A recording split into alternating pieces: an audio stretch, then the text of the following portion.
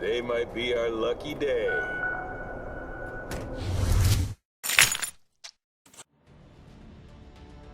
Hello ladies and gentlemen, my name's Haas, and this is another review.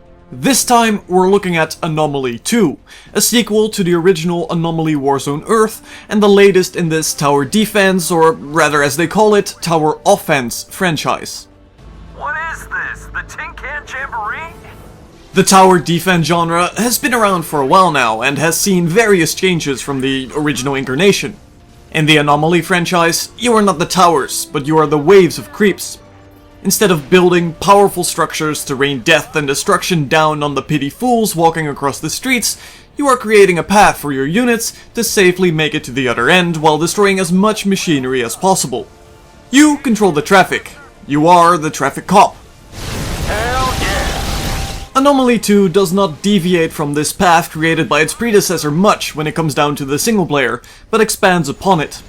In the campaign, you play as First Lieutenant Lynx, equipped with an appropriately, albeit unoriginally named, combat suit. A monstrous and sinister alien race of machines has taken over the Earth after the initial invasion in 2018, and the planet is now, the year being 2034, almost entirely controlled by these constructions. You, the humans, are in fact an anomaly on this machine-controlled planet, and you must fight back the only way you know how, by sending small groups of vehicles across a carefully planned path. But you'll soon realize that no matter how carefully you plan, you'll constantly be making changes and will chaotically run around the battlefield as you are the only one not limited to the streets. It all starts in the tactical map. From here you will do all the planning and can easily decide where you want to go. The user interface is clean, crisp, and can easily be navigated while essentially giving you all the information you need. Though in a few instances, towers can be a little hard to distinguish from one another, both in the tactical map and on the chaotic battlefield, but for the most part it works excellently. The battlefield itself is graphically impressive and has a nice amount of detail within it, making for a highly appealing and beautiful game. On this field, enemy mechanical towers will await your arrival, or in some instances dramatically pop up from the ground, ready to ambush your little squad of vehicles. All the while, you are trying to take a path where you can get as much Karasarum, or money in plain human terms, which comes from destroying the various tower types or by collecting it off strategic points on the map, forcing you to balance danger and time with potential resources. In terms of both enemy towers and allied vehicles, there's plenty of depth and variation.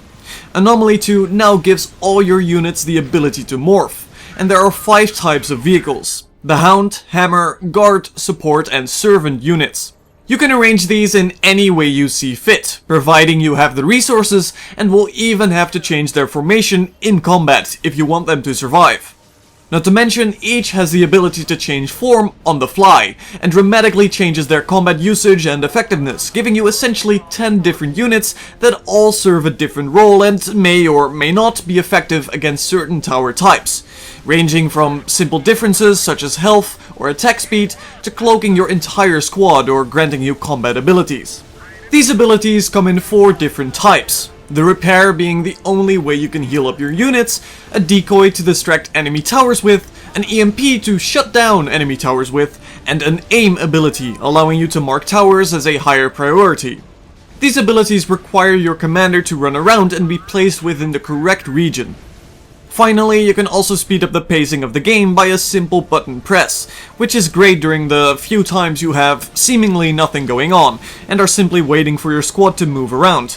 But it is also important if you wish to get a higher score, as the mission timer itself does not speed up, making it tempting to try your luck and face the harder situations in a significantly faster paced game. Whether or not you make use of this speed up button is up to you, and either way you will quickly go from, oh, I might as well pick up this ability while I'm not doing anything, to, oh damn, I need to quickly pick up this ability and use it on the giant scary tower there, but if I don't place this repair ability right the hell now, my first unit will get destroyed, and I need to make sure to morph the second vehicle around that corner while changing the formation, and, well, yeah, you get the idea. It is a lovely micro-intensive game with a huge focus on tactics that will get challenging and incredibly fast-paced during combat. The campaign itself isn't amazing by any stretch, however. There are roughly 14 missions, taking up around 5 to 6 hours on normal difficulty, which is a fair amount for the small cost of Anomaly 2, but the story and dialogue is nothing special. The voice acting is incredibly subpar, with forced fake accents and uninteresting dialogue. Yes, guten Tag. The story itself isn't worth mentioning much either, with no heavy motives, emotion, intrigue, or mystery, and tends to boil down to there's big evil alien machines here, go get to the other side while blowing them up. It is, in the end, nothing extraordinary. However, the campaign also features leaderboards and appeals nicely to your sense of perfectionism, where you are willing to restart to the previous checkpoint just to keep that one unit alive so you can get that shiny golden medal at the end, adding a little bit more replay value to the game. But the most considerable addition here is the all-new multiplayer mode. In this mode, you can also play a more conventional tower defense game, as you can take up on the mantle of the hostile machines, and much like the campaign and the human squad faction, there's plenty in the form of tutorials to guide you along, making it easy to get into. This multiplayer comes in the form of a 1 against 1 versus mode, where one player tries to swarm the battlefield with tremendous machinery, and the other guides his troops along his own defined path in order to destroy the machine's generators and harvesters for points. The towers have all the buildings from the campaign, their own set of abilities, and every tower can additionally be activated for a pulse that will range from stunning enemy troops to instantly building all nearby structures. It is a fun faction to play, and multiplayer seems to be balanced for the most part. Here and there, one side has a bit of an advantage, such as the hammer units being extremely potent in early rush tactics, but for the most part it feels balanced and adds a ton of extra life to the game. In the end, Anomaly 2 does almost everything absolutely right, and it is hard to find flaws within this title created by 11-bit studios. Anomaly 2 is graphically a gorgeous game with a sleek interface and impressive environments. Gameplay is challenging and hectic, with good pacing and focus on tactics and micromanagement, not to mention a good amount of depth while keeping it highly accessible. The campaign will likely net you a decent amount of time, there's leaderboards for those that enjoy fighting over the number 1 spot, and the now all-new versus multiplayer mode breathes more life into the title, while giving you a chance to take vengeance upon the machinery-hating humans. In the end, all I can fault it for is the annoying voice acting and lackluster story. Plus, this game would benefit a ton from a skirmish mode, which is sadly not a present feature, and would be a great addition, especially were it to allow you to play as the machines versus AI. Anomaly 2 gets an 8.5 out of 10.